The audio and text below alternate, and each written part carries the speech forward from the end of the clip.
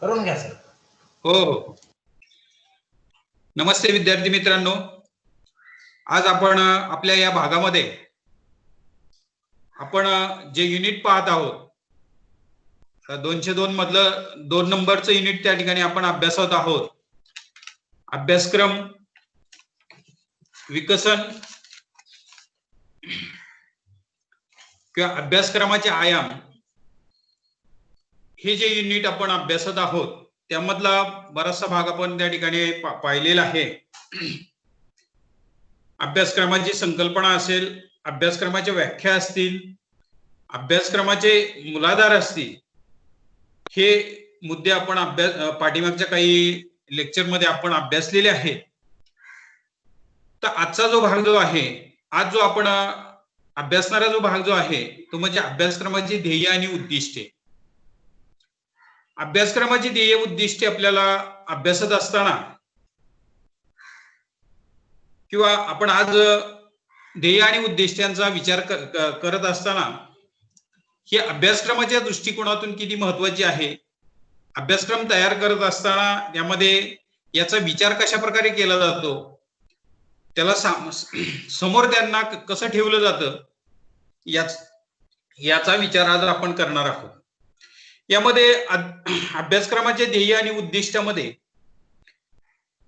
आपण जर काही उद्दिष्टांचा जर विचार केला तर पहिल्या उद्दिष्टाचा आपण जर विचार केला, शिक्षणाची ध्येय व उद्दिष्टे साध्य करण्यासाठी शिक्षण व्यवस्थेला मार्गदर्शन करणे.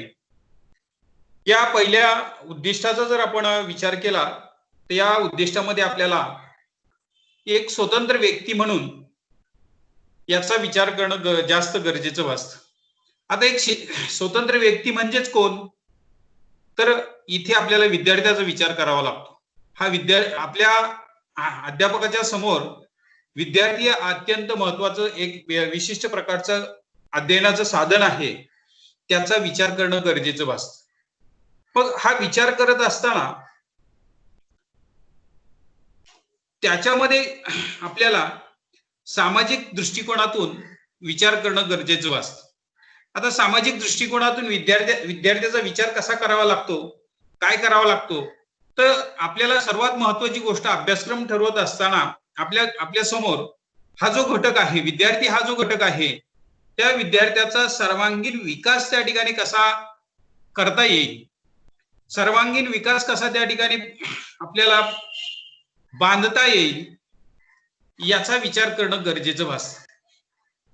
मग या ध्येय आणि उद्दिष्टामध्ये आपल्याला विद्यार्थ्याचा सर्वांगीण विकासाच्या दृष्टिकोनातून विचार करणं गरजेचं भासतं. तर यामध्ये आपल्याला कोणत्या कोणत्या दृष्टिकोनातून सर्वांगीण विकास झाला पाहिजे याचा आपल्याला विचार करून अभ्यासक्रमात अशा प्रकारचं ध्येय किंवा उद्दिष्ट लावणं गरजेचं भासतं.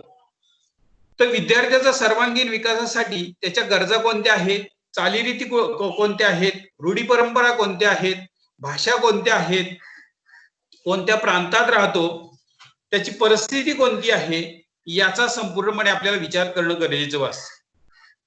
आणि हे ध्येय जे आहे सर्वांगीण विकास, हे जे ध्येय आहे हे साध्य करण्याच्या दृष्टिकोनातून आपल्याला गरजा, चालीरीती, रूढी परंपरा या घटकाचा आपल्याला अभ्यास करणं गरजेचं असतं. आणि याचा अभ्यास करत असताना विद्यार्थ्याची गरज कोणती आहे, त्या गरजेनुसार त्या ठिकाणी त्याला कशा प्रकारे मार्गदर्शन मिळालं पाहिजे. त्याच्यानंतर तो जो विद्यार्थी आहे, आपल्या समोरचा जो विद्यार्थी आहे, आता याच्यामध्ये त्या ठिकाणी काही भाग पडतात. कोणते भाग असतात, ग्रामीण भाग आणि शहरी भाग. या दोन्ही भागामध्ये आपल्याला असं लक्षात येईल की शहरी भागाच्या विद्यार्थ्याच्या गरजा कोणत्या आहेत, ग्रामीण भागातल्या विद्यार्थ्याच्या गरजा कोणत्या आहेत, या गोष्टीचा आपल्याला विचार करणं गरजेचं भासतं. त्या गरजेनुसार आपल्याला अभ्यासक्रम त्या ठिकाणी तयार करणं गरजेचं भासतं.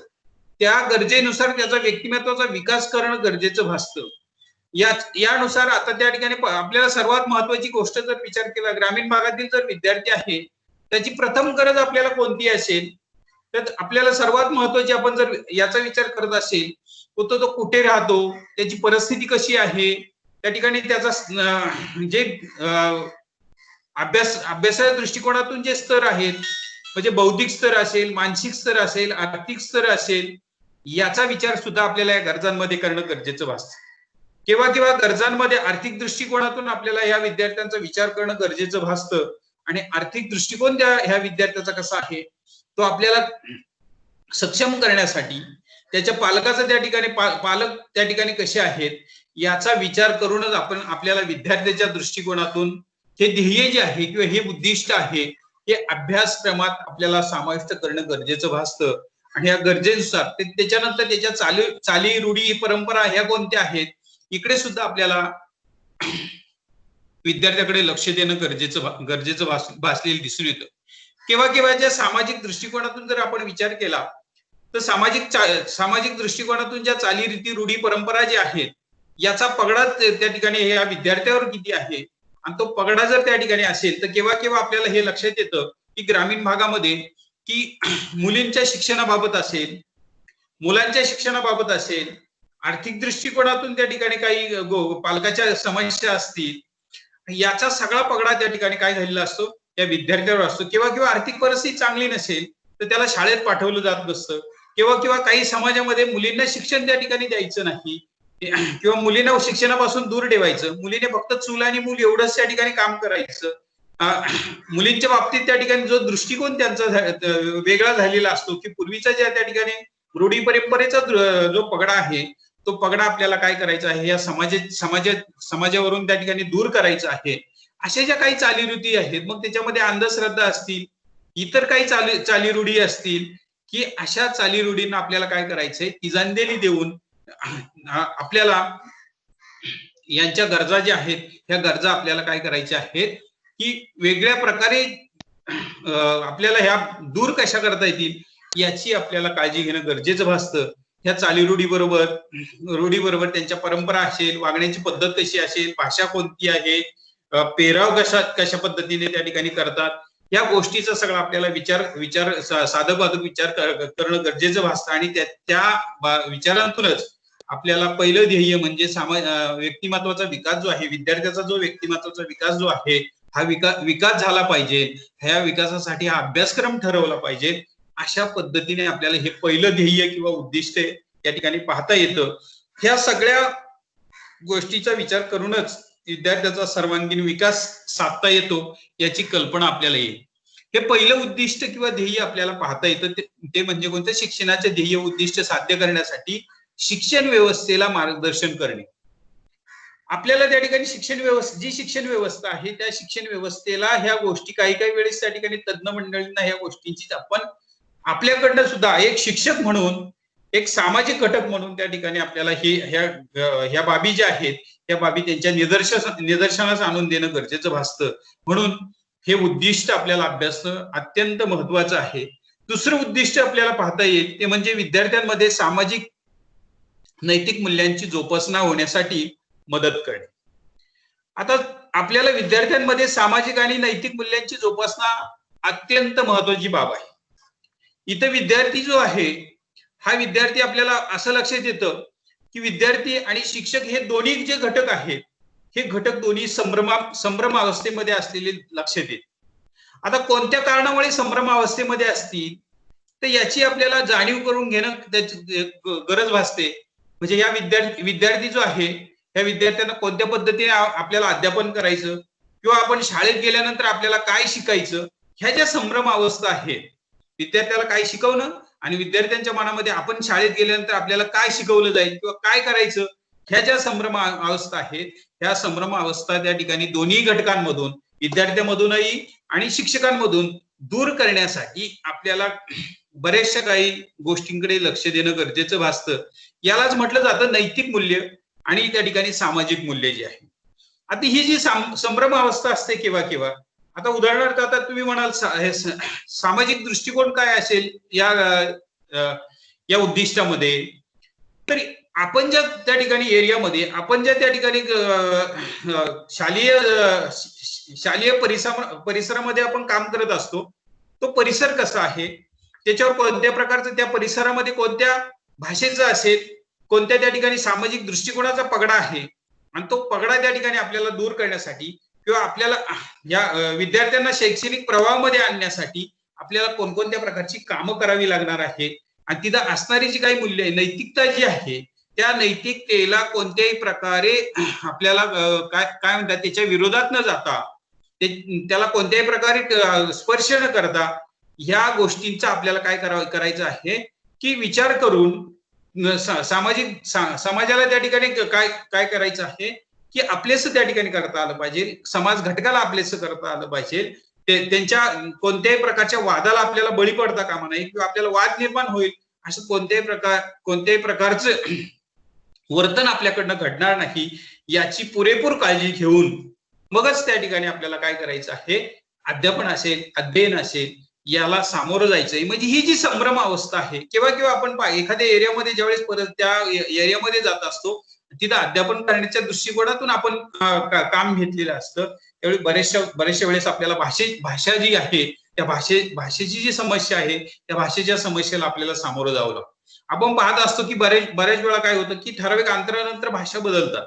भाषा बदलल्यानंतर आपण उदाहरणार्थ असं म्हणूया की आपण विदर्भ मराठवाडा ह्या साईडला जर त्या ठिकाणी शालेय अध्यापनाचं काम करण्यासाठी गेलो किंवा त्या ठिकाणी तिकडला जो प्राध्यापक वर्ग जो आहे तो आपल्या पुणे विभागात जर अध्यापन काम करण्यासाठी आलं तर त्याच्यावर काय असणार, तो प्रथम आपल्याला जी गोष्ट दिसते ती म्हणजे भाषिक जो पगडा आहे, तो भाषिक पगडा जो आहे तो प्रत्येक त्या ठिकाणी एरिया वाईज वेगळा असतो. मग तो भाषिक पगडा दूर करण्यासाठी आपल्याला बरीचशी मेहनत घ्यावी लागते.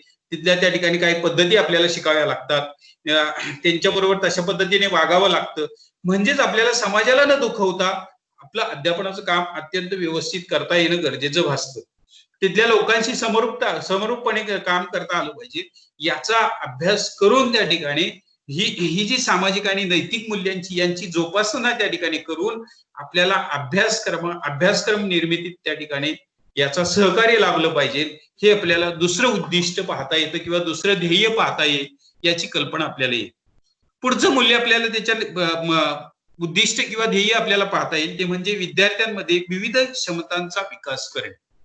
आता जो विद्यार्थी वर्ग आपल्या समोर असतो त्या विद्यार्थ्याला आपल्याला अध्यापनाच्या दृष्टिकोनातून ज्यावेळेस आपण काम करत असतो त्यावेळी त्यांच्यामध्ये काही क्षमता असतात, त्या क्षमतांची जाणीव आपल्याला असणं गरजेचं आहे.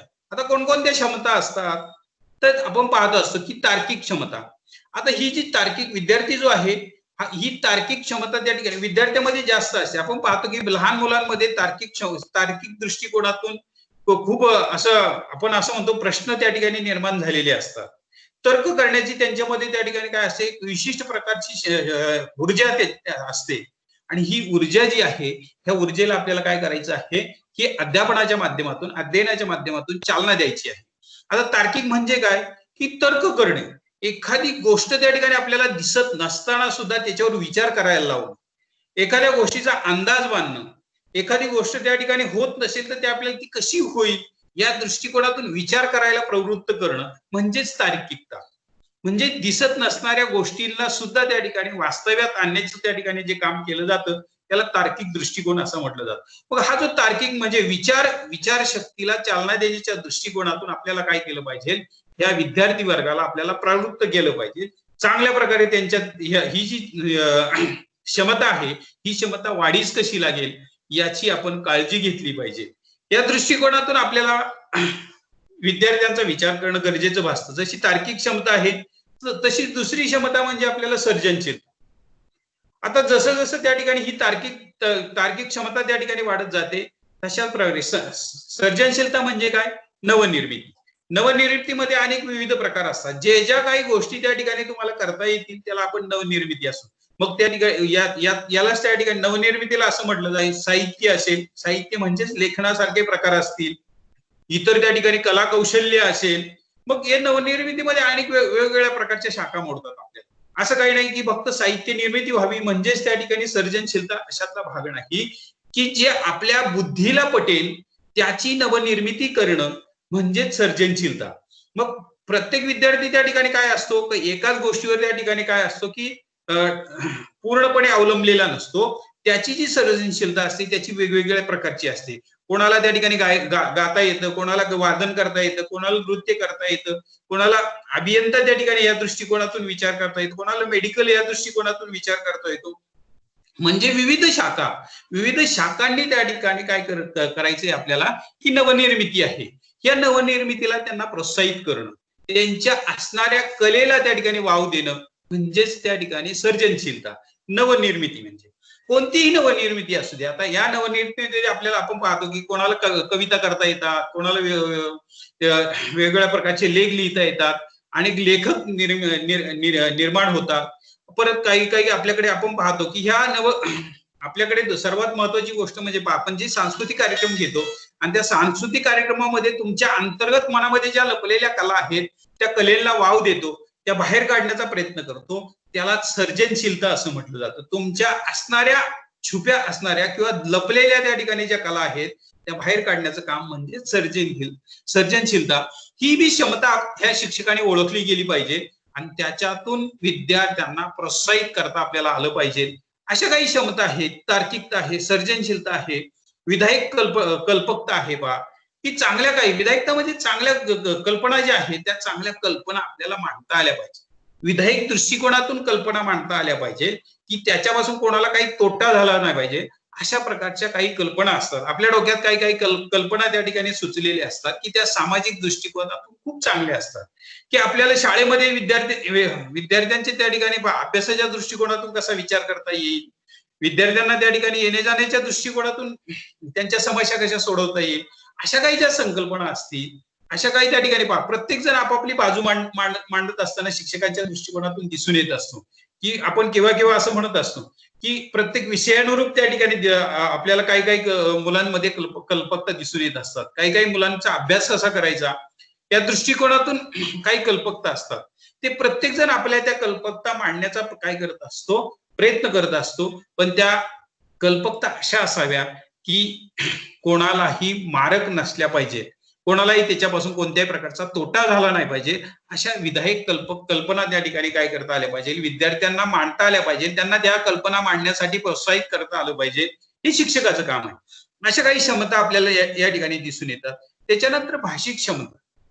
भाषिक क्षमता म्हणजेच काय, विविध प्रकारच्या भाषा जर त्या ठिकाणी इथं शिकण्याची एखाद्या विद्यार्थ्यांमध्ये जर हे असेल, क्षमता असेल, की काही काही विद्यार्थी असतात आपण पाहत असतो की मराठी, हिंदी, इंग्रजी त्या ठिकाणी किंवा इतरही ह्या भाषा सोडून इतर भाषा शिकण्याचं सुद्धा केव्हा केव्हा आपल्याला काय होत असतं किंवा वेळ असतं. आपण पाहतो की सामाजिक दृष्टिकोनातून जर विचार केला तर विद्यार्थी आपण ज्यावेळेस पाहतो की प्राथमिक असेल, ग्रामीण भागातले विद्यार्थी असेल, की हे वेगवेगळ्या भाषा त्या ठिकाणी शिकण्यासाठी हे वय जे असतं त्या ठिकाणी ह्या वयामध्ये वेगवेगळ्या प्रकारच्या भाषा शिकण्यासाठी त्या ठिकाणी हे प्रवृत्त होत असतात. आपण पाहतो च ची भाषा, क ची भाषा, उलटी भाषा, ही एक वेगळ्या प्रकारची आपली स्वतंत्र बनावटीच्या भाषा आहेत. किंवा इतरही त्या ठिकाणी आपण असं म्हणूया की जर्मन असेल, फ्रेंच असेल, इंग्रजी असे ह्या ज्या बाहेरच्या देशाच्या भाषा आहेत, ह्या भाषा शिकण्यासाठी सुद्धा प्रवृत्त करणं.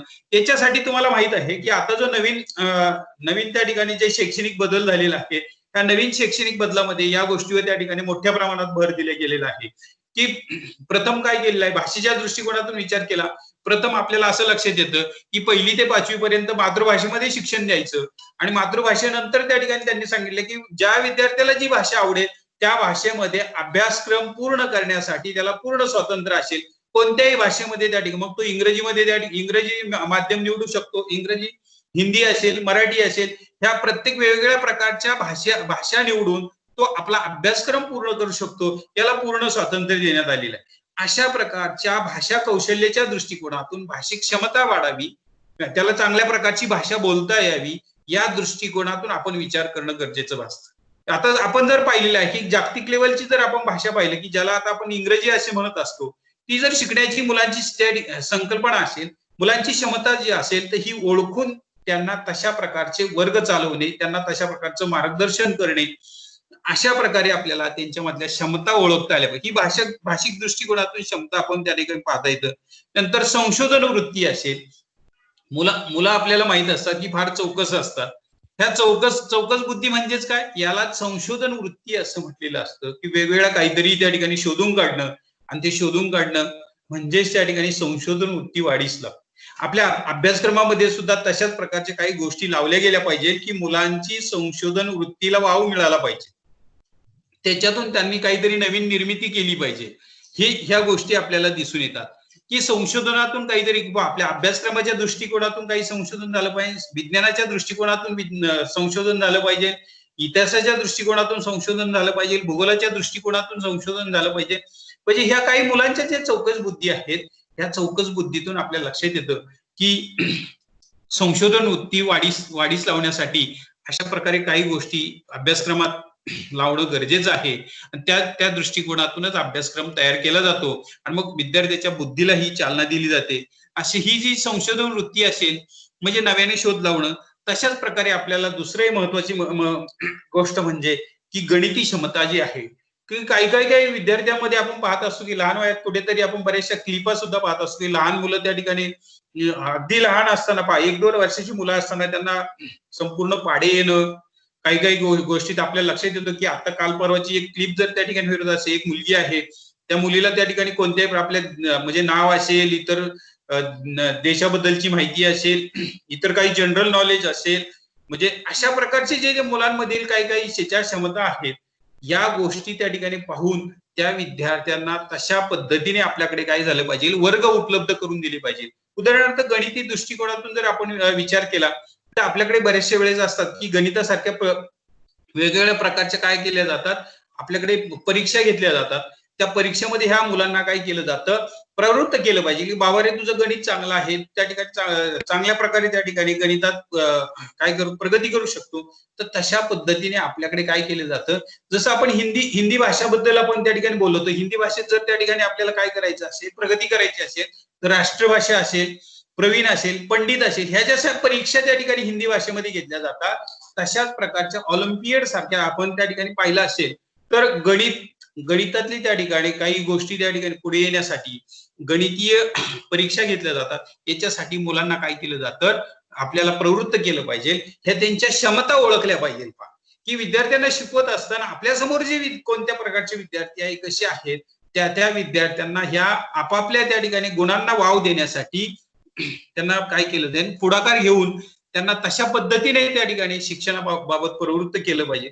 असे म्हणजे ह्या गोष्टी आपण पाहिल्या असेल तर इथे आपल्याला तार्किक, सर्जनशीलता, विधायकता, भाषिकता, संशोधनता, गणिती क्षमता, ह्या सर्व सर्वांगीण विकासाचा आपण जर विचार केला तर विद्यार्थ्यांमध्ये या क्षमतेचा विकास करण्यासाठी हे जे उद्दिष्ट आहे, हे उद्दिष्ट आपल्याला अभ्यासक्रमात समाविष्ट करणं अत्यंत गरजेचं भासतं असं आपल्याला दिसेल. हे तिसरं उद्दिष्ट आपण त्या ठिकाणी पाहण्याचा प्रयत्न केला आहे. त्यानंतर पुढचं उद्दिष्ट आपल्याला पाहिजे ते म्हणजे विद्यार्थ्यांना जबाबदार नागरिक बनवण्याच्या दृष्टीने पोषक वातावरण तयार कर. इथं वातावरण निर्मिती आहे. एक जबाबदार नागरिकाच्या दृष्टिकोनातून त्या ठिकाणी आपल्याला इथे हे उद्दिष्टाचा विचार करायचा. आता इथे जबाबदार नागरिक म्हणजे काय, तर आपला भारत देश हा एक संविधान त्या ठिकाणी आपल्याकडे तयार झालेला आहे. त्या संविधानाच्या दृष्टिकोनातून आपल्याकडे काही बंधनं असेल किंवा घटनात्मक दृष्टिकोन त्या ठिकाणी आपल्या समोर आहे, त्यानुसार आपल्याला वागावंच लागतं. त्या घटनात्मक दृष्टिकोनातून आपल्यावर काही बंधनं आहेत. त्या दृष्टिकोनातून आपल्याला विद्यार्थ्याला एक जबाबदार नागरिक कसं बनवता येईल याची कल्पना आपल्याला वेगवेगळ्या विषयांतून, म्हणजे जशा प्रकारे आपण असं म्हणूया की नागरिकशास्त्र हा जो विषय आहे, त्या नागरिकशास्त्र विषयातून आपल्याला काय करता आलं पाहिजे, विद्यार्थ्यांना मार्गदर्शन करता आलं पाहिजे. एक जबाबदार नागरिक म्हणजे काय, एक साधं उदाहरण त्या ठिकाणी घ्यायचं म्हटलं की मतदान हा माझा हक्क आहे आणि तो मला त्या ठिकाणी काय करायचा आहे की मी एक जबाबदार नागरिक म्हणून त्या ठिकाणी तो पार पाडायचा. 18 वर्ष पूर्ण झाल्यानंतर आपल्याला जसं मतदानाचा हक्क येतो, तो हक्क आपल्याला बजावण्यासाठी काय करायचं आहे की मतदान करणं. तो कोणाला करायचं, काय करायचं याच्याशी आपल्याला काही घेणं देणं नाही, पण आपल्याला मतदान म्हणून एक जबाबदार नागरिक म्हणून मतदान करणं ही जशी आपली जबाबदारी असते, एक चांगल्या नागरिकाचं कर्तव्य असतं, तशाच प्रकारे आपल्याला काय झालेलं आहे की ह्या विद्यार्थ्यांमध्ये ह्या गोष्टी आपल्याला बांधवायच्या आहेत. एक जबाबदार की मी माझ्या भारत देशामध्ये राहतो, भारत देश हा माझा देश आहे. आपण त्या ठिकाणी याच्यामध्ये प्रार्थने म्हणतो भारत हा माझा देश आहे. मग इथे त्या ठिकाणी भारत हा माझा देश आहे, इथं राहणारी जी सगळी मंडळी आहे ही माझी बंधुभावाप्रमाणे आहेत. याचं शिक्षण आपल्याला काय झालं पाहिजे की शालेय स्तरावर घटनात्मक दृष्टिकोनातून देता आलं पाहिजे. मग त्या ठिकाणी हे शिक्षण दिल्यानंतर की त्याच्या मनामध्ये मी एक ह्या समाजाचा जबाबदार नागरिक आहे, मी एक या समाजाचा कोणीतरी देणं आहे, मी एक या समाजाचा त्या ठिकाणी कोणीतरी लागतो आहे, असं त्या ठिकाणी काही गोष्टी त्याच्या मनामध्ये त्या ठिकाणी ज्यावेळेस उतरतात त्यावेळी तो एक जबाबदार नागरिक बनण्यास प्रवृत्त होतो, याची कल्पना आपल्याला आल्याशिवाय राहणार नाही. म्हणजे त्याचं वर्तन जे आहे हे वर्तन कसं असलं पाहिजे, वर्तन त्या ठिकाणी विद्यार्थ्याचं वर्तन चांगलं करण्यासाठी आपल्याला या गोष्टींचं त्या ठिकाणी काय केलं पाहिजे, त्याला प्रवृत्त केलं पाहिजे. चांगल्या गोष्टी त्याच्या दृष्टिकोनातून त्याच्यावर बिंबवल्या गेल्या पाहिजे. जसं मी तुम्हाला उदाहरण याचं सांगितलं, मतदानाच्या संदर्भातलं सांगितलं आहे, तसेच अनेक त्या ठिकाणी काही काही आपल्या जबाबदाऱ्या आहेत की ह्या जबाबदाऱ्या त्या ठिकाणी बंधुभाव समता असेल, देशप्रेम असेल, याच्या विषय आपल्या मनामध्ये आदर असला पाहिजे. जर आपल्या देशाबद्दल आपला आदर असेल तरच या मायभूमीमध्ये राहण्याचा आपल्याला काय असतो, अधिकार आहे. जर तो नसेल तर त्या ठिकाणी आपल्याला इतर राहण्याचा अधिकार नाही. असे केव्हा तर आपल्या देशाबद्दल आपल्या मनामध्ये आदर असणं ही अत्यंत महत्वपूर्ण बाब आपल्याला लक्षात येते. हे आपल्याला काय करायचं आहे, शालेय स्तरावर असेल, विद्यालयीन स्तरावर असेल, हे आपल्याला शिकायचं आहे, आपल्याला त्या ठिकाणी अंगीकारायचं आहे. या दृष्टिकोनातून अशा प्रकारची ध्येय उद्दिष्टे अभ्यासक्रमात त्या ठिकाणी लावणं गरजेचं भासतं की त्यामुळं काय होत असतं की मी एक जबाबदार नागरिक आहे, माझी काही त्या ठिकाणी वेगवेगळ्या प्रकारची कर्तव्य आहेत, ती कर्तव्य मी योग्य प्रकारे पार पाडेल, मी माझं जीवन जगत असताना ती कर्तव्य मी योग्य पद्धतीने बाणेल, अशा पद्धतीने विद्यार्थ्यांमध्ये एक जबाबदार नागरिकाची जाणीव करून देणं हे अभ्यासक्रमात आपल्याला अभ्यासक्रमाच्या उद्दिष्टाच्या दृष्टिकोनातून अभ्यास करावा असं भासतं. त्याच्यानंतर पुढचं उद्दिष्ट आपल्याला पाहता येतं ते म्हणजे सामाजिक परिवर्तनाला दिशा देणे. आता जसं आपण एक जबाबदार नागरिक म्हणून याच्या अगोदरच ज्यावेळेस उद्दिष्ट आपण पाहतो की एक जबाबदार नागरिक बनवण्याच्या दृष्टिकोनातून वातावरण निर्मिती करणं, तशाच पद्धतीने पुढचं हे जे उद्दिष्ट आहे की सामाजिक परिवर्तनाला दिशा देणं, की आपल्या समाजामध्ये काहीतरी बदल घडला पाहिजे. समाजामध्ये बदल घडण्याच्या दृष्टिकोनातून मी एक नागरिक म्हणून त्या ठिकाणी काहीतरी माझं कर्तव्य आहे की मी ते पूर्ण पार पाडेल आणि हे परिवर्तन घडून आणेल.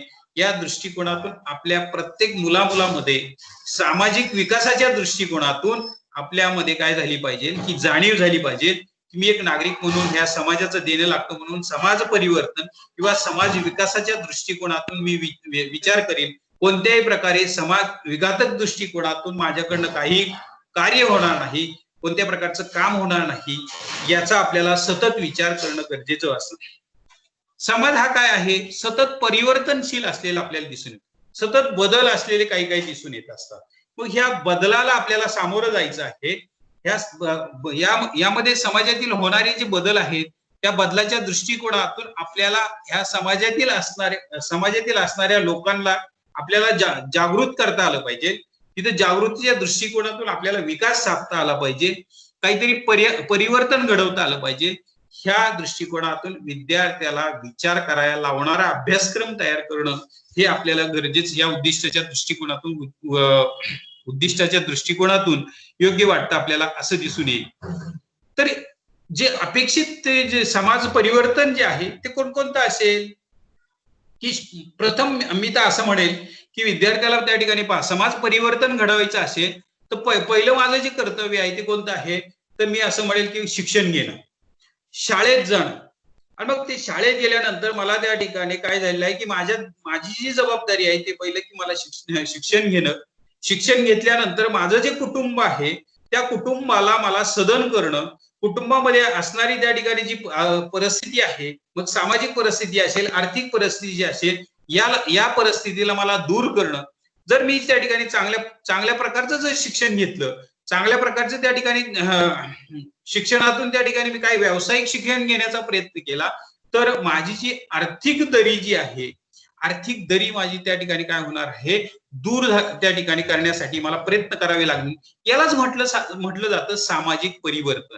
मग ह्या दृष्टिकोनातून अशा दृष्टिकोनातून की जो समाजामध्ये परिवर्तन घडवता येईल अशा प्रकारचा अभ्यासक्रम तयार करणं, तशा प्रकारचं मुलांना शिक्षण देणं हे गरजेचं असतं. म्हणून आपल्याला हे उद्दिष्ट पाहणं गरजेचं आहे की समाज परिवर्तन घडलं पाहिजे अभ्यासक्रमामध्ये ज्यावेळेस समाज परिवर्तनाची उद्दिष्ट पुढे येतात त्यावेळेस विद्यार्थ्यामध्ये बदल घडल्याशिवाय कधीही राहत नाही याची आपल्याला कल्पना येईल. त्याच्यानंतर पुढचं उद्दिष्ट जे आहे ते राष्ट्रीय चारित्र्य घडवणे. आता ह्या दृष्टिकोनातून पहा, राष्ट्रीय चारित्र्य घडवणे म्हणजेच काय, तर इथं आपल्याला असं लक्षात येतं की राष्ट्राचं संविधान ही अत्यंत महत्वाची बाब इथे मांडली गेलेली आहे. संविधानाला आपल्याला कुठेही त्या ठिकाणी काय होता येत आहे की कुठं दूर त्या ठिकाणी लोटून चालत नाही. तर अभ्यासक्रमात सुद्धा संविधानाचा वापर केला जातो.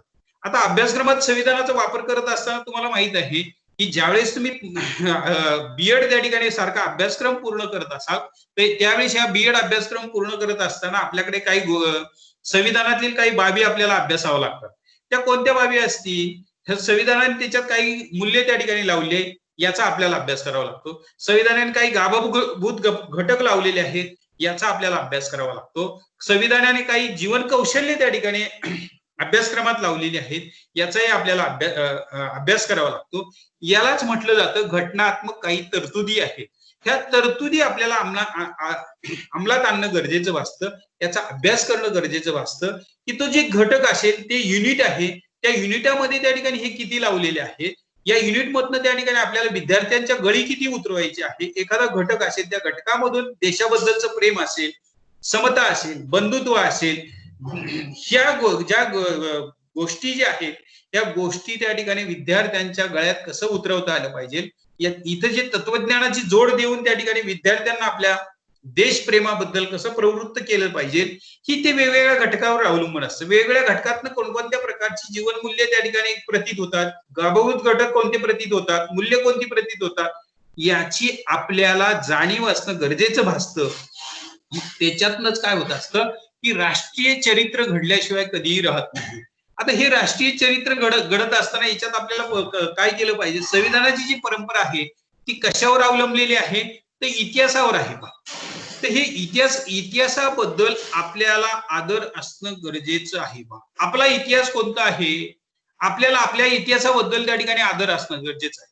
जर आपण महाराष्ट्राचा इतिहास पाहिला तर आपल्याला शिवाजी महाराज जसे त्या ठिकाणी आपल्या डोळ्यासमोर येतात, तसं पूर्ण देशाचा जर इतिहास पाहिला तर आपल्याला संपूर्णपणे पहा यादव कालापासून असेल, त्याच्या अगोदरचं काही त्या ठिकाणी जे काल असेल त्याचा असेल, त्याच्यानंतर आपण इंग्रजांचा कालावधीचा असेल, या सगळ्या गोष्टीचा ज्यावेळेस आपण विचार करतो आणि हे विचार करत असताना त्यामध्ये ज्या काही घडामोडी घडलेल्या आहेत त्या घडामोडीतला जो इतिहास आहे त्या इतिहासामध्ये त्या ठिकाणी जे काही घडलेल्या घटना आहेत, उदाहरणार्थ इंग्रजांच्या कालावधीमध्ये घडणाऱ्या घटना आहेत की इंग्रजांचा अंमल आपल्या देशावर चालू झाला, इंग्रजांचं राज्य आपल्याकडे त्या ठिकाणी आलं आणि हे राज्य त्या ठिकाणी किंवा आपण असं म्हणूया की इंग्रजांची ही जी हुकुमी सत्ता त्या ठिकाणी आपल्याकडे आली, आपल्या इथल्या त्या ठिकाणी जनतेची पिळवणूक होऊ लागली आणि ही पिळवणूक होत असताना, जनतेवर अन्याय होत असताना हा अन्याय दूर करण्यासाठी इथल्या समाजाने असेल, इथल्या लोकांनी असेल जो काही पुढाकार घेतला आणि तो पुढाकार घेत असताना वेगवेगळ्या मार्गाने त्या ठिकाणी इंग्रजांना आपल्या देशातून हकलवून लावण्यासाठी ज्या क्लुप्त्या योजल्या, त्याला आपण असं म्हणूया की आपल्या देशातले जे देशभक्त आहेत त्या देशभक्तांनी जे काम केलेलं आहे, ह्या देशभक्तांचा जो इतिहास आहे, ह्या देशभक्तांनी त्या ठिकाणी केलेल्या कामाची जी पावती आहे याची आपल्या मनामध्ये असणारा जो आदर आहे तो आदर असणं गरजेचं आहे. मग त्या ठिकाणी आपण अनेक लोकांचा इतिहास इथे पाहतो, महात्मा गांधी असेल की इतर अनेक आपल्याकडे देशभक्त होऊन गेले की नेताजी सुभाषचंद्र बोस असेल की इतर त्या ठिकाणी भगतसिंग राजगुरू सारखे असतील की ही जी स्वातंत्र्य लढ्यामध्ये ज्यांनी वीरमरण पत्करलं की ज्यांनी त्या ठिकाणी आपल्या प्राणाची आहुती दिली, या लोकांचा इतिहास अभ्यासत असताना ह्या इतिहासाबद्दल आपल्या मनामध्ये आपुलकी असली पाहिजे. त्या इतिहासाबद्दल तरच काय होत असतं, राष्ट्रीय चारित्र्याची घडण त्या ठिकाणी होते. त्यांच्याबद्दलचा जो त्या ठिकाणी आपण ज्यावेळेस सावरकरांसारख्या स्वातंत्र्यवीराची ज्यावेळेस आपण त्या ठिकाणी काही इतिहास अभ्यासत असेल, या इतिहास अभ्यासत असताना आपल्याला त्या ठिकाणी ज्यावेळेस त्यांचे देश सेवेसाठी त्यांनी काय काय केलं की देशासाठी त्यांनी की ज्यावेळेस समुद्रात उडी झोकून दिलेली असते आणि या समुद्रात उडी मारल्यासाठी माझ्या देशाच्या अभिमानासाठी मी समुद्रात सुद्धा उडी मारायला तयार आहे, एवढ्या मोठ्या महासागरात उडी मारलेली आहे, त्यावेळेस आपल्याला बाकी त्यांच्या काही काही सागरा प्राण तळमळला ने मजशी मातृभूमीशी ही जी त्या ठिकाणी ह्या स्वातंत्र्यवीराची काव्य आपण ऐकतो आणि ही काव्य ऐकल्यानंतर आपल्या कानावर ज्यावेळेस पडतो आणि आपल्या मनामध्ये जो देश अभिमान जागृत होतो, हा देश अभिमान आपल्याला असला पाहिजे, हे या उद्दिष्टातनं प्रतीत आपल्याला झाल्याशिवाय राहत नाही. हे ध्येय आपल्या समोर त्या ठिकाणी निर्माण झाल्याशिवाय राहत नाही. यासाठी चरित्र म्हणजेच आपल्याला इतिहासाचा काय असला पाहिजे, आदर असला पाहिजे. आपल्या देशाच्या इतिहासाचा आपल्याला आदर असला पाहिजे. तिथे कोणत्याही प्रकारे त्याची पायमल्ली होणार नाही याची खबरदारी आपण घेणं गरजेचं भासतं. म्हणून इथं म्हटलेलं आहे की राष्ट्रचरित्र घडवणं की ह्या विद्यार्थ्यांमधूनच एक काय आहे की नवनिर्मित भारताची नवीन संकल्पना आपण ज्याला म्हणत असतो. हे विद्यार्थी म्हणजे आता काय आहे, पुढील भावी पिढीचे एक शिल्पकार आहेत आणि हे भावी पिढीचे शिल्पकार त्या ठिकाणी तयार करायचे असेल तर अशा पद्धतीचं शिक्षण त्यांना दिलं पाहिजे की ते त्यांच्या मनावर एक विशिष्ट प्रकारे ते कोरलं गेलं पाहिजे. त्यांच्या मनामध्ये आपल्याला देश अभिमानाची भावना निर्माण झाली पाहिजे. म्हणून त्या ठिकाणी अशा पद्धतीने काय झालं पाहिजे की ही ध्येय उद्दिष्ट पुढे ठेवून अभ्यासक्रम बनवला गेला पाहिजे. या उद्दिष्टांची त्या ठिकाणी काय केली झाली, तिथं अंमलबजावणी झाली पाहिजे असं आपल्याला याच्यातनं सांगायचं. त्याच्यानंतर पुढचं उद्दिष्ट आपल्याला सांगता येईल ते म्हणजे राष्ट्रीय एकमत व आंतरराष्ट्रीय सामंजस्य निर्माण करणे. आता इथे त्या ठिकाणी पहा की जशी आपल्याला राष्ट्र चारित्र्य घडवण्यासाठी आपण जे काही काम केलेलं आहे त्याच्यातनं इतिहासाबद्दलचा जो आदर आमच्या मनात निर्माण झालेला आहे तशाच पद्धतीने यामध्ये दिसून येतं राष्ट्रीय एकात्मता असेल आणि आंतरराष्ट्रीय सामंजस्य निर्माण करण्याच्या दृष्टिकोनातून सुद्धा आपल्याला त्या ठिकाणी पुढाकार घेणं गरजेचं असतं. राष्ट्रीय सामंजस्य म्हणजे काय किंवा राष्ट्रीय एकात्मता म्हणजे काय, आंतरराष्ट्रीय सामंजस्य म्हणजे काय, ते इथं आपल्याला प्रथम विचार करावा लागतो. तो म्हणजेच की माझा भारत देश जो आहे हा भारत देश अनेक जातींनी, वंशाने, परंपरेने, भाषेने त्या ठिकाणी काय झालेला आहे, विविधतेने नटलेला आहे. मग हा विविधतेने नटल्यानंतर पहिला आपल्याला राष्ट्रीय एकात्मतेच्या दृष्टिकोनातून विचार करणं गरजेचं असतं. आम्ही संपूर्ण या भारत मातेची काय आहोत, लेकरं आहोत. आम्ही ह्या देशामध्ये राहतो म्हणजे आम्ही सगळे एकच बंधुभावाप्रमाणे राहिलं पाहिजे. इथं वंश, जात, धर्म, भाषा, प्रांत याच्या पलीकडे जाऊन आपल्याला काहीतरी क्रांती करायची आहे. कुठेही त्या ठिकाणी वंश दिसला नाही पाहिजे, जातपात दिसली नाही पाहिजे, धर्म दिसला नाही पाहिजे. आम्ही फक्त त्या ठिकाणी काय आहे की या देशात जन्माला आलेलो आहोत. आम्ही एकाच मातेची, भारत मातेची त्या ठिकाणी लेकरं आहोत. भारत मातेच त्या ठिकाणी आमची ही एकच आई आहे अशा पद्धतीने त्या ठिकाणी वागण्याचं त्या ठिकाणी आलं पाहिजे. आपण पाहत असतो की आपल्याकडे अनेक वेगवेगळ्या प्रकारची राज्य आहेत, अनेक प्रकारचे त्या ठिकाणी संस्कृती आपल्याकडे इथे एकत्र नांदत असताना दिसून. आपण महाराष्ट्राचा विचार केला तर महाराष्ट्रात वेगळी आहे, कर्नाटकचा विचार केला तर कर्नाटक त्या ठिकाणी भाषा वेगळी आहे, प्रांत वेगळे आहेत, तिथं त्या ठिकाणी वेशभूषा वेगळी आहे. शेजारी त्या ठिकाणी परत मध्य प्रदेश पाहिला असेल, त्यानंतर आपण पाहतो गुजरात असेल, पंजाब असेल, हरियाणा असेल, उत्तर प्रदेश असेल, खाली इकडे त्या ठिकाणी इकडे आलं तर मद्रास असेल, केरळ असेल. म्हणजे विविध प्रकारची जी राज्य आहेत ती विविध प्रकारचे त्या ठिकाणी काय झाले, भाषेच्या दृष्टिकोनातून असेल, वंशाच्या दृष्टिकोनात असेल, जातीपातीच्या दृष्टिकोनातून वेगळी यायची. पण हे सगळं विसरून गेलं पाहिजे का आम्ही त्या ठिकाणी जात, वंश, परंपरा याला तिजनदिली दिली आहे. आम्ही सगळे एकच आहोत, एकाच देशात राहणारे आहोत आणि याचा आम्हाला अभिमान आहे. अशा दृष्टिकोनातून विचार करणं गरजेचं भासतं. त्याला म्हटलं जातं राष्ट्रीय एकात्मता. त्याच्यानंतर हे सगळं घडत असताना पहा आंतरराष्ट्रीय सामंजस्य हे सुद्धा अत्यंत बरोबर. जशी आपल्या देशाची एकात्मता आहे तसंच बाहेरील देशाबद्दलचा सुद्धा आपल्याला अभिमान असला पाहिजे. इतरही देशाबद्दल आपले आपुलकीचे संबंध असले पाहिजे. आता आपण जर विचार केला की आपल्या शेजारचे काही देश आहेत की भारत पाकिस्तान सारखा विचार केला तर इथं भारत सामंजस्य विचाराचं कुठं त्या ठिकाणी आपल्याला दिसत नाही. नेहमी तणावाखाली आपण त्या ठिकाणी वावरत असलेले दिसून येतो. पाकिस्तान भारत या इथं सीमावाद तर अत्यंत त्या ठिकाणी टोकाला पोहोचलेला आपल्याला दिसून. पण हे करत असताना, सगळं करत असताना आंतरराष्ट्रीय दृष्टिकोनातून सुद्धा आपण विचार केला पाहिजे. जसं आमच्या त्या ठिकाणी आम्ही भारत देशात ते लोकांबरोबर राहतो तसं इतरही देश त्या ठिकाणी काय आहे की आमच्या बंधुभावाप्रमाणे आहेत. इतरही आपले काही व्यवहार त्या ठिकाणी देणीघेणी व्यवहार त्या ठिकाणी एकामेकाबरोबर चालू असतात. प्रत्येकाला प्रत्येकाची काहीतरी गरज भासत असते. आता जर आपण विचार केला ह्या कोरोनाच्या महामारीच्या दृष्टिकोनातून जर विचार केला तर संपूर्ण राष्ट्राने आता एकत्र येणं गरजेचं भासतं आणि संपूर्ण ह्या रोगाचं उच्चाटन करण्यासाठी, या महामारीचं उच्चाटन करण्यासाठी संपूर्ण जग त्या ठिकाणी काय झाले पाहिजे, एकत्र येणं गरजेचं असतं. त्याच्यासाठी आपल्याला काय करायचं, आंतरराष्ट्रीय सामंजस्य आहे, एकामेकाबरोबरचे जे संबंध आहेत हे अत्यंत चांगले असले पाहिजे. नाहीतर आपण पाहतो की आता इकडे एका साईडला आपण पाहतो की पाकिस्तान आहे, एका साईडला चीन आहे, आणि इथे जर आपल्याला असं तणावाचं वातावरण निर्मिती झाली असेल, त्याच्यात त्या ठिकाणी ह्या महामारी सारख्या जर रोगाने त्या ठिकाणी पछाडला असेल, तर कशा प्रकारे गुंता वाढत जात असतो, एकामेकांमध्ये कशी त्रस्त निर्माण होत असते, हे नसावं. याची कारणं अशी आहेत की ज्यावेळेस अशा प्रकारचे वादविवाद त्या ठिकाणी देशादेशामध्ये असतात, त्यावेळेस जे काही घटना घडतात त्या घटनेमध्ये प्रत्येक देशाचंच मोठं नुकसान असतं. प्रत्येक देशाचं त्या ठिकाणी काहीतरी नुकसान झाल्याशिवाय राहत नाही. याच्यामधनं ज्यावेळेस लढाया होत असतात, उदाहरणार्थ आपण जर पाहिलं असेल, अमेरिका आणि जपान सारख्या देशाचा जर आपण त्या ठिकाणी विचार केला की ज्यावेळेस पहिलं महायुद्ध असेल किंवा दुसरं महायुद्ध ज्यावेळेस झालं, त्यावेळेस ज्या दुसऱ्या महायुद्धामध्ये अमेरिकेने जपानवर ज्यावेळेस अणुबॉम्बचा मारा केला आणि त्या अणुबॉम्ब नागासाकी, हिरोशिमा सारख्या शहरावर टाकले गेले, तर हे याचा विचार केला गेल्यानंतर आपल्याला असं लक्षात येईल की ज्यावेळेस तिथे किती मनुष्यहानी असेल, कोणते कोणते आर्थिक हानी असेल, काय काय घडलं असेल, याचा विचार जर आपण केला तर एक भयानक चित्र आपल्या डोळ्यासमोर येतं. आणि ह्या भयानक चित्रामुळं काय होत असतं की असं नसावं, कुठेतरी त्या ठिकाणी सामंजस्य दृष्टिकोनातून असावं, एकमेकाबरोबर त्या ठिकाणी सामंजस्याने जे वाद जे आहेत ते सामंजस्यपणाने सोडले गेले पाहिजे. असे जे वाद आहे किंवा लढाया होणं, काहीतरी त्याने प्राणघातकता दृष्टिकोनातून त्या ठिकाणी विचार करणं, हे नसावं. जर चांगल्या प्रकारचे विचार असतील, चांगल्या प्रकारच्या विचारांना त्या ठिकाणी काय होत असतं, लोक एकत्र येत असतात, गुण्यागोविंदाने त्या ठिकाणी वागण्याची पद्धत त्या ठिकाणी निर्माण होत असते. म्हणून आपल्याला अभ्यासक्रमातून हे मुलांना शिकवायचं आहे.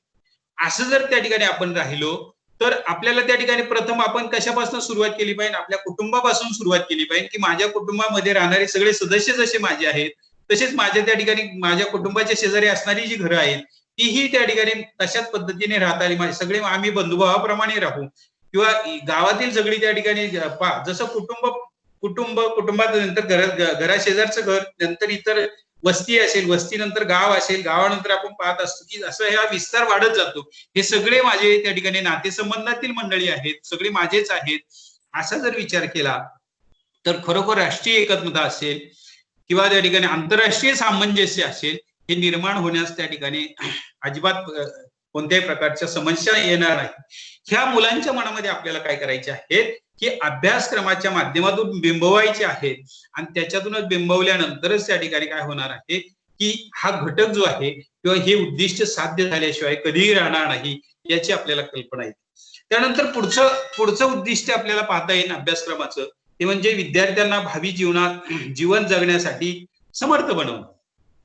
आता विद्यार्थ्यांना भावी जीवन जगण्यासाठी समर्थ बनवणं म्हणजेच काय आहे की आतापर्यंत जी उद्दिष्ट आपण अभ्यासली आहेत त्या प्रत्येक उद्दिष्टामध्ये वेगवेगळ्या प्रकारचे त्या ठिकाणी काय सांगितले आहेत, काही घटना सांगितल्या असेल की नवनिर्मितीच्या घटना असेल, राष्ट्रीय एकात्मतेच्या दृष्टिकोनातून असतील, त्या ठिकाणी दुसरं महत्वाची गोष्ट आपल्या की नैतिक मूल्याच्या दृष्टिकोनातून असेल, एक सामाजिक घटक या दृष्टिकोनातून असेल, सामाजिक परिवर्तनाच्या दृष्टिकोनातून असेल, आणि जबाबदार नागरिक या दृष्टिकोनातून त्या ठिकाणी आपण सगळा आतापर्यंत जो विचार केलेला आहे, तर त्याच्या दृष्टिकोनातून विद्यार्थ्याला भावी जीवनात जगण्यासाठी समर्थ कशा प्रकारे बनवता आलं पाहिजे, तर अशा प्रकारचं शिक्षण जे आहे ते शिक्षण त्या ठिकाणी तयार होणं गरजेचं आहे.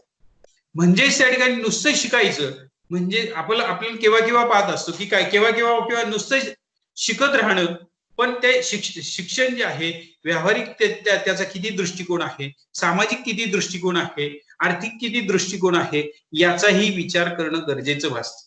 जर त्याला तशा प्रकारचे दृष्टिकोन नसेल तर त्या शिक्षणाला कोणत्याही प्रकारचा अर्थ नाही, असं आपल्याला त्या ठिकाणी प्रतीत होतं. आता आपण पाहत असतो की ज्या शिक्षणामुळे जर आपल्याला आर्थिक प्राप्ती होत नसेल तर अशा शिक्षणाकडे आपण काय करत असतो, दुर्लक्ष करत असतो. आपल्याला ज्या आताच्या परिस्थितीला सामोरं जाण्यासाठी आपल्याला काय करावं लागतं, तर वेगवेगळ्या प्रकारचे व्यावसायिक शिक्षण त्या ठिकाणी घेणं गरजेचं असतं. मग ते व्यावसायिक शिक्षणातून आपल्याला काय करत असतं, नोकरी असेल, व्यवसाय असेल, धंदा असेल, याच्या दृष्टिकोनातून आपल्याला काय करता येतं, पुढे जाता येतं. आणि मग त्यानुसारच आपल्याला आपला कालक्रमण असेल, जीवन जगण्याची विद्या जी आहे ती आपल्याला प्रतीत झालेली दिसून येते. मग हे अभ्यासक्रमात तशा प्रकारे लावणं गेलं गरजेचं आहे की अभ्यासक्रमात तशा प्रकारचे विषय लावणं आहे, तशा प्रकारच्या त्या ठिकाणी व्यावसायिक शिक्षणाच्या दृष्टिकोनातून विचार करणं गरजेचं आहे. म्हणजेच इथं विद्यार्थ्याचं जीवन जे आहे ते खऱ्या अर्थाने कसं आहे, समर्थ बनल्यासारखं होईल. जर निरर्थक शिक्षण असेल त्यामधून कोणत्याही प्रकारची काही निर्मिती होत नसेल ना, सामाजिक ना आर्थिक ना बौद्धिक दृष्टिकोनातून जर निर्मिती होत असेल तर अशा शिक्षण जे आहे ते नीरस शिक्षण आपल्याला नको आहे. म्हणून त्यांनी सांगितलं आहे की विद्यार्थी हा उद्याचा नागरिक आहे. मग तो उद्याचा नागरिक बनवण्याच्या दृष्टिकोनातून आपल्याला शिक्षण देता आलं पाहिजे. भावी जीवनामध्ये त्या ठिकाणी काही गोष्टी त्याला उपयोगी पडल्या पाहिजे, या दृष्टिकोनातून शिक्षण देता आलं पाहिजे. अभ्यासक्रमामध्ये काय झालं पाहिजे की जी शिक्षण पद्धती आहे ती शिक्षण पद्धती तिच्यावर आपला विश्वास उडाला नाही पाहिजे. किंवा होतात आता उदाहरणार्थ आपण पाहतो की काही जे व्यावसायिक कोर्स जे आहेत त्या व्यावसायिक कोर्सच्या दृष्टिकोनातून आपण पाहिलं असेल की बरेचशे वेळा काय होतात की ते कोर्स बंद झालेले दिसून येतात. किंवा आपण म्हणत असतो की आता आपल्याला तसं म्हणणं गरजेचं नाही की हा कोर्स का करायचा, ह्या कोर्स केलं तर आपल्याला त्या ठिकाणी नोकरी लागेल का, हा कोर्स का करायचा नाही, मग तिकडे त्या ठिकाणी त्या कोर्स जर केला तर आपल्याला नोकरी किती कोणत्या प्रकारे लागेल. आता आपण तसंच पाहत असतो की आता सध्याकडे आपल्याकडे बऱ्याचशा कोर्समध्ये आपल्याला मंदी आलेली दिसून येते. आपण किंवा विचार करत असतो हा कोर्स का करायचा. उदाहरणार्थ आपण पाहतो की डीएड सारखे कॉलेज आता आपल्याकडे बंद झालेली आहे का, तर त्याच्यापासून कोणत्याही प्रकारचं आपल्याला काय होणार आहे, नोकरी मिळणार नाही. आर्थिक जे त्या ठिकाणी जे पुढे आपले नियोजन केले आहे ते त्याच्यापासून साध्य होणार नाही. मग अशा प्रकारची ती जी शैक्षणिक दृष्टिकोनातून व्यावसायिक कोर्स असतील, शिक्षण असेल अशा पद्धतीचं, जर असं शिक्षण त्या ठिकाणी आपल्याला मिळालं नाही तर ते एक निरर्थक शिक्षण आहे. त्याच्यासाठी शिक्षणात सुद्धा बदल झाले पाहिजे की ते बदल त्या ठिकाणी काय झाले पाहिजे की विद्यार्थ्याला भावी जे जीवन आहे ते जीवन समर्थशाली बनवता आलं पाहिजे. मग त्याच्यातून माझं त्या ठिकाणी आर्थिक असेल, सामाजिक दृष्टिकोन कसा असेल, या दृष्टिकोनातून मला पुढे घेऊन जाणारं शिक्षण असलं पाहिजे. अशा प्रकारे मग त्या शिक्षणामध्ये जीवन कौशल्य जी आहेत ही जीवन कौशल्य साध्य कशी करता येतील याचा विचार करणारं शिक्षण असावं. म्हणजेच त्याला आपण म्हटले जातं की व्यावसायिक शिक्षणाच्या दृष्टिकोनातून त्याचा विचार किती मोठ्या प्रमाणात केला आहे, अशा प्रकारच्या शिक्षणाला महत्व दिलं तरच विद्यार्थ्याचं जीवन जे आहे ते समर्थशाली बनण्यास प्रवृत्त होईल. अशा प्रकारचं आपल्याला हे उद्दिष्ट पाहता येईल. हे उद्दिष्ट सुद्धा आपल्याला काय केलं पाहिजे, अभ्यासक्रमात लावता आलं पाहिजे. की त्याच्यानंतर पुढचं उद्दिष्ट जे आहे ते सुंदर निरामय जीवन जगण्यासाठी मानवी मूल्यांची रुजवणूक. आता इथं त्या ठिकाणी आपण पाहिलेलं आहे की संविधानाने काही मूल्य काय केलेले आहेत, घालून दिलेली आहे. त्याचा पूर्णपणे आपण अभ्यास जो आहे जे मूल्यांचा अभ्यास जो आहे तो मूल्यांचा अभ्यास आपण पाठीमागच्या घटकामध्ये पाहिलेला आहे. बंधुभाव असेल, समानता असेल, देशप्रेम असेल, ही काही त्या ठिकाणी मूल्य आपण अभ्यासली आहे. काही दोन प्रकारची मूल्य आहे, सामाजिक मूल्य आणि राजकीय मूल्य. या दृष्टिकोनातून आपल्याला त्याचा विचार करता आला पाहिजे की ही जी मूल्य आहे ही जीवन त्या ठिकाणी चांगलं जगण्याच्या दृष्टिकोनातून आपल्याला काहींचा ओढा आपण पाहत असतो की सामाजिक दृष्टिकोनातून असतो, काहींचा त्या ठिकाणी राजकीय दृष्टिकोनातून असतो. कोणाला त्या ठिकाणी राजकारणात जायचं असतं तर कोणाला काय करायचं असतं, समाजकारण करायचं असतं. मग हे समाजकारण करत असताना ह्या दोन्ही मूल्य आपल्याला जपणं किंवा त्या मूल्यांचा आपल्याला अभ्यास करणं गरज भासते. तर अशा पद्धतीने आपल्याला ही जी मूल्य आहेत केव्हा ही जी मूल्य आपल्याला दिसून येतात म्हणजे याच्यामध्ये प्रांतावाईज काही असतात, भाषेमध्ये असतात, वांशिक दृष्टिकोनातून असतात, जातीय दृष्टिकोनातून त्या ठिकाणी असतात. अशी जी मूल्य आहेत ही मूल्य जीवन सुखी समृद्धी आणि आरोग्यपूर्ण जगण्यासाठी आपल्याला याचा विचार करावा लागतो. त्याच्यामध्ये कोणत्या प्रकारची निरामय जीवन जगण्यासाठी प्रेम असेल, बंधुता असेल, समता असेल, स्वातंत्र्य असेल, न्याय असेल इत्यादी जी आदरपूर्वक जी त्या ठिकाणी मूल्य जी आहेत या मूल्यांची आपल्याला रुजवणूक करता आली पाहिजे. आता त्या ठिकाणी ही जी मूल्य आहेत याचा आपल्याला सविस्तर त्या ठिकाणी आपण पाठीमागच्या याच्यामध्ये त्याचा विचार केलेला होता. म्हणजेच ही जी आपल्याला याची जपणूक करता आली पाहिजे. मग ह्या मूल्यांमध्ये काय आहे, सामाजिक दृष्टिकोन बी आहे, राजनैतिक दृष्टिकोन बी आहे. अशा या मूल्यांची आपल्याला जोपासना करता आली पाहिजे. याच्यातून आपल्याला समाजाला काय देता आलं पाहिजे, माझ्या कुटुंबाला काय देता आलं पाहिजे, मी असणाऱ्या परिसरातील समाजाला काय देण्याच्या दृष्टिकोनातून योग्य आहे हा विचार करणं गरजेचं भासतं. अशा प्रकारे आपल्याला हे सुंदर निरामय जीवन जगण्यासाठी या मूल्यांचा आधार घेणं गरजेचं भासतं. आणि ही मूल्य संपूर्णपणे आपल्याला आपले जे संविधान आहे त्या संविधानाने घालून दिलेली आहेत त्या पद्धतीने आपल्याला ती जगणं गरजेचं भासतं. आता हे उद्दिष्ट त्या ठिकाणी पाहत असताना आपल्याला अभ्यासक्रमाची हे उद्दिष्ट आणि ध्येयामधलं मला वाटतंय शेवटचं उद्दिष्ट आहे ते म्हणजे विद्यार्थ्यांमध्ये वैश्विक शांतता व पर्यावरण या बाबींची जाणीव करून देणं. आता सर्वात महत्वाची त्या ठिकाणी आणि शेवटचं मूल्याचा आपण उद्दिष्टाचा विचार करत असताना इथं आपल्याला सर्वात महत्वाची गोष्ट माहीत असणं गरजेचं आहे. आपण नेहमी म्हणत असतो हे विश्वच माझे घर. जशा प्रकारे आपण हे विश्व जे आहे ही संपूर्ण विश्व आहे हे माझं घर आहे. मग घराची जशी जोपासना केली जाते किंवा घराची जशी आपण व्यवस्था ठेवत असतो, जशी त्या ठिकाणी स्वच्छता ठेवत असतो, घरात जसं वागत असतो, तशाच पद्धतीने नुसतं त्या ठिकाणी घराची संकल्पना ही एक ठेवली, तसं ह्या पूर्ण जगामध्ये असेल, ह्या संपूर्ण देशामध्ये असेल वागण्याचा प्रयत्न केला पाहिजे. त्या ठिकाणी आपण दुसरी बऱ्याचशा गोष्टी त्या ठिकाणी या विश्वामधून आपल्याला चांगला नागरिक बनण्याच्या दृष्टिकोनातून की आपण पाहत असतो की आपल्याला अनेक गोष्टी त्या ठिकाणी पर्यावरणाच्या दृष्टिकोनातून सांगितल्या आहे की इथं दुसऱ्या ठिकाणी हे विद्यार्थी वैश्विक शांतता व पर्यावरणाच्या बाबतीची जाणीव करून देतात. विश्व शांतता निर्माण करण्यासाठी आपल्याला काय केलं पाहिजे आणि पर्यावरणाची कोणत्याही प्रकारची हानी होणार नाही या दृष्टिकोनातून काय करता आलं पाहिजे ही अत्यंत महत्वाची बाब आहे. आता हे विश्वच माझे घर आहे अशा दृष्टिकोनातून जर आपण विचार केला तर इथं म्हटले आहे वैश्विक शांतता. तर कोणत्याही जातीपाती धर्म हे जे आहे याच्यावर कोणत्याही प्रकारचा उद्रेक होणार नाही किंवा आपल्यातून त्या ठिकाणी जे प्रक्षोभक भाषण जी आहेत ही भाषणं होणार नाही याची आपल्याला काळजी घेणं गरजेचं भासतं.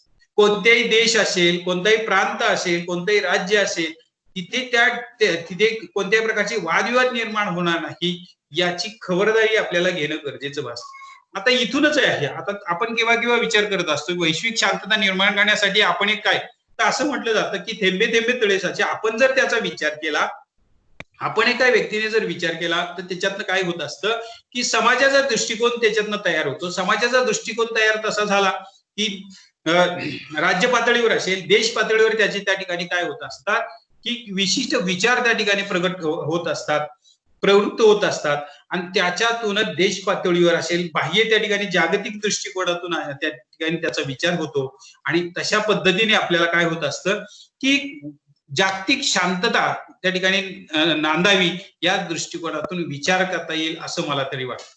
की उदाहरणार्थ आपल्याला त्या ठिकाणी इथे पाहताय की आपण पाहतो की देशादेशामधील असणारे जे काही वादविवाद असतील, कलह असतील हे कुठेतरी मिटवण्याच्या दृष्टीने हे कशामुळे प्रांत असेल, देश असेल. आता उदाहरणार्थ आपण पाहतो की आपल्याकडे आताच्या त्या ठिकाणी जर काही गोष्टीचा विचार केला, भारत पाकिस्तान असेल, चीन असेल, या गोष्टीचा जर विचार केला तर इथं त्या ठिकाणी वैश्विक शांतता जी आपण असं म्हणूया की विश्व शांतीच्या दृष्टिकोनातून विचार केला तर इथं त्या ठिकाणी कशा प्रकारे की एकामेका देशामध्ये जे वाद निर्माण चालले, मग सीमावाद असेल हा कुठेतरी मिटवता आपल्याला आला पाहिजे.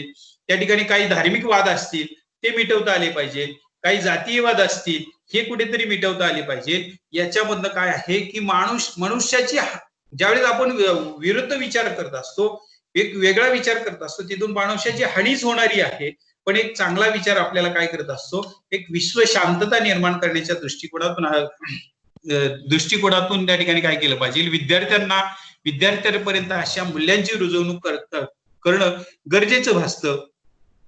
तर आपण पाहत असतो की इथे आतंकवादाच्या दृष्टिकोनातून आपल्याकडे बऱ्याचशा प्रमाणात आहे की आतंकवादीच्या दृष्टिकोनातून बऱ्याचशा प्रमाणात आपल्याकडे वादविवाद निर्माण होत असतात. हे जे वाद आहे ते कुठेतरी आपल्याला मिटवता आले पाहिजे.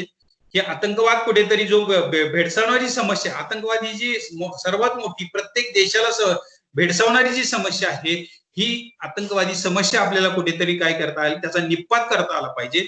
त्याच्यातूनच काय होणार आहे की विश्व शांती त्या ठिकाणी निर्माण होईल. नाहीतर ही जर आपल्याला आतंकवादी जी समस्या जी आहे ही जर आपल्याला मिटवता आली नाही किंवा संपवता जर आली नाही तर विश्वामध्ये एकच मोठा त्या ठिकाणी आपल्याला माहित आहे की गोंधळ आपण असं म्हणूया किंवा एक युद्धासारखी परिस्थिती, युद्धजन्य परिस्थिती निर्माण होऊन प्रत्येक जण एकामेकाच्या विरोधामध्ये काय झालेलं असेल की युद्धाच्या दृष्टिकोनातून उभा राहिलेला असेल, उभा टाकलेला असेल आणि याच्यातूनच काय होत असतं की विध्वंसक दृष्टिकोनातून विचार जर पुढे जर आले तर संपूर्ण जगाचा विनाश झाल्याशिवाय कधीही राहणार नाही.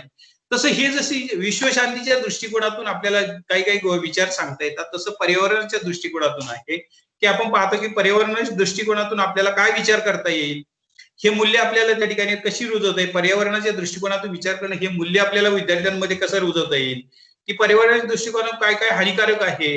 आपण पाहतो की आता बराचसा प्लास्टिक सारखा जर आपण विचार केला की प्लास्टिक कचरा असेल, तो पर्यावरणाच्या दृष्टिकोनातून किती हानिकारक आहे. इंधन असतील, वायू प्रदूषण असेल आणि काही काही आपल्या ते मानवनिर्मित काही काही घटना आहेत की त्या दृष्टिकोनातून पर्यावरणाला काय होत आहे की हानी निर्माण होत आहे. व ही हानी निर्माण कमी करण्यासाठी, पर्यावरण संरक्षण करण्यासाठी मानवाने कसा पुढाकार घेतला पाहिजे आणि त्याच्यातून जे पर्यावरण संरक्षण आपल्याला कसं, की आपण पाहतो की आता त्या ठिकाणी छोटं त्या ठिकाणी काम आपण पाहत असतो की आपल्याकडे जर त्या ठिकाणी तुम्ही शहरी भागात राहत असाल तर तुमच्या असं लक्षात येईल की कचरा जो आहे तो कचरा त्या ठिकाणी कुठं साठवणूक करायचा, कसा करायचा, मग त्या कचऱ्याची विल्हेवाट कशी लावायची. तर आपल्याकडे पाहतो की आपल्याकडे घंटागाडी येते आणि त्या घंटागाडीच्या दृष्टिकोनातून त्याच्यावर लिहिलं जातं सुका कचरा आणि ओला कचरा. अशा दोन भागात त्या ठिकाणी काय केलं जातं, विभागला जातो. त्याच्यानंतर आपण पाहतो की प्लास्टिकचा कचरा, ई कचरा याची सुद्धा त्या ठिकाणी विभागणी केली जाते. हे जे त्या ठिकाणी कचऱ्याचं दृष्टिकोन आहे हे पर्यावरणाच्या दृष्टिकोनातून कसं मारक आहे याची कल्पना आपण इथूनच त्या ठिकाणी शिकायला सुरुवात होत असते. या कचऱ्याच्या दृष्टिकोनातून कसं प्रदूषण निर्मिती होत असते याची कल्पना आपल्याला इथून होत असते. त्याच्यानंतर वायू प्रदूषण असेल की आता पाहत असतो की आपलं जे त्या ठिकाणी पर्यावरणाला आपण सुरुवात झालेली आहे की की जे पर्यावरण आहे त्या पर्यावरणामध्ये बऱ्याचशा प्रमाणात वायू प्रदूषण होत आहे. त्यामुळे आता आपलं जे वातावरण आहे किंवा आपण पाहत असतो की मोठ्या प्रमाणात आता पाऊस पडणं असेल, त्याच्यानंतर की तापमान वाढणं असेल की वेगवेगळ्या प्रकारचे त्या ठिकाणी प्रलय त्या ठिकाणी येत असतील. हे याला कारणच जे आहे की पर्यावरणाची झालेली जी हानी आहे, ही पर्यावरणाची हानी जी आहे ही मानव निर्मित आहे. मग ही मानव निर्मित जी हानी आहे आपल्याला ही कशी कमी करता येईल, हे याचं जे शिक्षण आहे हे आपल्याला मुलांमध्ये ज्यावेळेस रुजवता येईल, मुलांना त्यावेळेस सांगता येईल की बाबा रे हे असं असं आहे, हे असं असं आपल्याला केलं गेलं पाहिजे. हे ज्यावेळेस आपण मुलांच्या मनावर बिंबवतो आणि ह्या मुलांच्या मनावर ज्यावेळेस बिंबवलं जातं आणि तिथून पुढे त्या ठिकाणी काय होत आहे की आपल्यापासून केलेली सुरुवात ही पूर्ण विश्वापर्यंत त्या ठिकाणी पोहोचते. त्यावेळेस कुठेतरी आपल्याला पर्यावरणाच्या त्या ठिकाणी जी हानी होणार आहे त्याच्यापासून वाचण्याच्या दृष्टिकोनातून सगळ्यांना प्रवृत्त करता येतं. हे उद्दिष्ट आपल्याला अभ्यासक्रमात लावणं गरजेचं भासतं. याच्यामधून एकामेकाची त्या ठिकाणी काय आहे, एकामेकाबद्दलचं प्रेम असेल, पर्यावरणाबद्दलची त्या ठिकाणी आपल्याला आपुलकी असेल, प्रेम असेल, झाडे लावा, झाडे जगवा.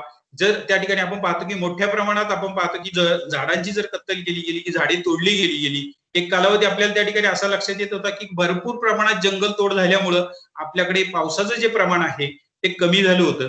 आता कुठेतरी आपण कोणत्या तरी एक चांगल्या असं त्या ठिकाणी जाणीवेतून झाडे लावण्याच्या दृष्टिकोनातून आपण पर्यावरण वाचवण्याच्या दृष्टिकोनातून आपण त्या ठिकाणी काय घेत आहोत, पुढाकार घेत आहोत. मग आता त्या ठिकाणी आपल्याला असं लक्षात येईल, पण तरी सुद्धा आपण आपल्याला असं लक्षात येईल की जागतिक दृष्टिकोनातून जर याचा विचार केला तर संपूर्ण जागतिक दृष्टिकोनातून आता प्रलयाच्या दृष्टिकोनातून, रोगराईच्या दृष्टिकोनातून आता आपल्याला सामोरं जावं लागते याची आपल्याला कल्पना येईल. ह्या संपूर्णपणे जाणीव त्या ठिकाणी मुलांमध्ये होईल, याची जागृती ज्यावेळेस मुलांमध्ये होईल त्यावेळेस खऱ्या अर्थाने आपल्याला पर्यावरण वाचवण्याच्या दृष्टिकोनातून किंवा विश्वशांती निर्माण करण्याच्या दृष्टिकोनातून विद्यार्थ्यांना प्रवृत्त करता येईल. अशा प्रकारची ही उद्दिष्ट जी आहेत ही उद्दिष्ट आपल्याला काय करता येतात, अभ्यासक्रमात रुजवता येतात, अभ्यासक्रमात लावता येतात. अशा प्रकारची उद्दिष्ट जर अभ्यासक्रमात लावली गेली तर खऱ्या अर्थाने आपल्याला असं लक्षात येईल की शालेय जीवन आणि व्यक्तिगत जीवन हे सुखकारक झाल्याशिवाय कधीही राहणार नाही. त्याच्यानंतर आपल्याला असं लक्षात येईल की विद्यार्थ्यांचा सर्वांगीण विकास झाल्याशिवाय कधीही राहणार नाही. त्याच्यानंतर दुसरं महत्वाचं की ह्या दृष्टिकोनातून विचार केला, लोकशाही जी मूल्य आहेत ही लोकशाही मूल्यांचा विकास झाल्याशिवाय कधीही राहणार नाही. शैक्षणिक ज्या गरजा आहेत ह्या शैक्षणिक गरजा ज्या आहेत ह्या शैक्षणिक गरजा आपल्याला काय होत आहे, भागवल्या जाणार आहे. त्याच्यातून आपल्याला समाधान मिळणार आहे आणि ज्ञानाचा विकास होत जाईल. आणि ज्ञानाचा विकास ज्यावेळेस होईल त्यावेळेस खऱ्या अर्थाने आपल्याला उपयुक्त शिक्षण आणि पर्यावरण शिक्षण मिळाल्याशिवाय राहणार नाही याची आपल्याला जाणीव होईल. आणि हे सगळं आपण विचार केल्यानंतर वैयक्तिक आणि सामंजस्य दृष्टिकोन जो आहे तो पुढे आल्याशिवाय राहणार नाही. तर अशा प्रकारची मला वाटते अभ्यासक्रमाची ध्येय आणि उद्दिष्टे जी आहेत ही आपण या ठिकाणी अभ्यासण्याचा प्रयत्न केलेला आपल्याला दिसून येतो. तर ही जी अभ्यासक्रमाची उद्दिष्टे आहेत. मी परत एकदा त्या ठिकाणी तुमच्या समोर ही अभ्यासक्रमाची उद्दिष्ट त्या ठिकाणी फक्त आपल्या समोर घेऊन येतोय. शिक्षणाचे ध्येय आणि उद्दिष्ट साध्य करण्याच्या दृष्टिकोनातून मार्गदर्शन करणे पहिलं उद्दिष्ट आपण हे पाहिलेलं आहे. त्याच्यानंतर दुसरं उद्दिष्ट पाहिलेलं आहे विद्यार्थ्यांमध्ये सामाजिक नैतिक मूल्याची जोपासना होण्याच्या दृष्टिकोनातून मदत करणे हे दुसरं आपण उद्दिष्ट पाहिलेलं आहे. त्याच्यानंतर तिसरं जे आहे विद्यार्थ्यांमध्ये विविध क्षमतांचा विकास करणं. त्याच्यानंतर पुढचं चौथं जे उद्दिष्ट आहे ते विद्यार्थी जबाबदार नागरिक बनवण्याच्या दृष्टिकोनातून पोषक वातावरण निर्मिती करणं. सामाजिक परिवर्तनाला दिशा देणं हे पाचवं उद्दिष्ट आपण पाहिलेलं आहे. त्याच्यानंतर सहावं जे आहे राष्ट्रीय चारित्र्य घडवणं हे सहावं उद्दिष्ट पाहिलेलं आहे. त्यानंतर राष्ट्रीय एकात्मता व आंतरराष्ट्रीय सामंजस्य निर्माण करणं हे सातवं उद्दिष्ट पाहिलेलं आहे. नंतर आठवं उद्दिष्ट पाहिले विद्यार्थी हे भावी जीवन जगण्यासाठी समर्थवान बनवणं. आणि नववं आहे सुंदरमय निरामय जीवन जगण्यासाठी मानवी मूल्यांची रुजवणूक करणं. आणि दहावं आणि शेवटचं मूल्य जे आहे ते म्हणजे वैश्विक शांती आणि पर्यावरणाची जाणीव करून देणं. अशा प्रकारची ही 10 उद्दिष्टे आपण अभ्यासक्रमाच्या दृष्टिकोनातून पाहिलेली आहे. अभ्यासक्रम बनवण्याच्या दृष्टिकोनातून ही 10 मूल्यांची इथे काय 10 उद्दिष्टांची त्या ठिकाणी काय झालेली आहे की समावेश केला जातो किंवा समाविष्ट केली जातात, तरच तो अभ्यासक्रम योग्य पद्धतीने चांगला कसा होईल हा विचार या ठिकाणी केलेला दिसून येईल. तर ह्या उद्दिष्टांच्या दृष्टिकोनातून काही मुलांना आपल्याला जर शंका विचारायची असेल तर ते विचारू शकता. हॅलो, विद्यार्थ्यांना जर ह्या कोणाला एखादं उद्दिष्ट समजलं नसेल किंवा परत सांगा त्या ठिकाणी किंवा आपण परत त्याच्यावर चर्चा करू. अशा प्रकारचे उद्दिष्ट आपल्याला या ठिकाणी अभ्यासक्रमाची पाहता येतात. विद्यार्थी वर्ग, हॅलो, कोणाला कोणतं जर एखादं उद्दिष्ट समजलं नसेल तर आपण परत त्या ठिकाणी त्याचा इथे अभ्यास करणार आहोत. विद्यार्थी वर्ग, हॅलो हॅलो, सगळ्यांना मला वाटतं ही उद्दिष्ट समजली असतील अशी मी गृहीत धरतो. यानंतर पुढचा भाग आपण घेणार का थांबायचंय? हॅलो, विद्यार्थी वर्गासाठी मला वाटतंय पुढचा भाग आपण पाहणार आहोत तो म्हणजे अभ्यासक्रमाचे प्रकार. मला वाटतंय पुढील तासिकेला नक्कीच आपण हा अभ्यासूया. इथे आपण आता थांबायला काही हरकत नाही. हॅलो, तुम्हाला ही उद्दिष्टे फक्त अभ्यासक्रमाची उद्दिष्ट सगळी समजली असेल त्या उद्दिष्ट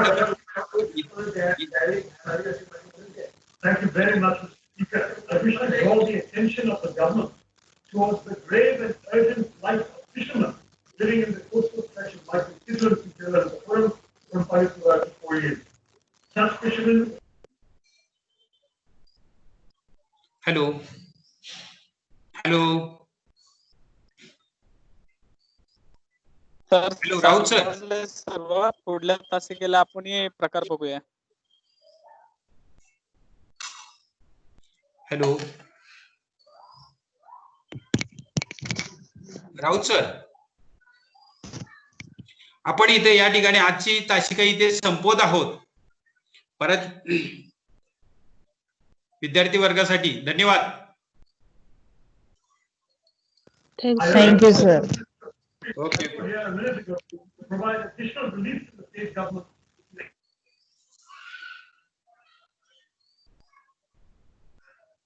हॅलो राऊत सर,